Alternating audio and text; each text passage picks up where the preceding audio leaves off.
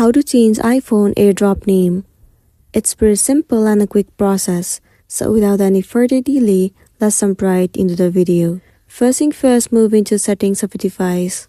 Once you're inside the settings page of a device, simply head over to General and then move into About at the very top.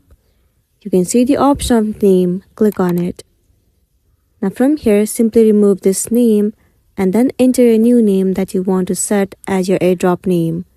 Let me set it as iPhone 11 for now. Once you're done, click on Done. And there you go, the name of your phone has been changed. Likewise, the name on your AirDrop will also change automatically. You do not have to do anything else.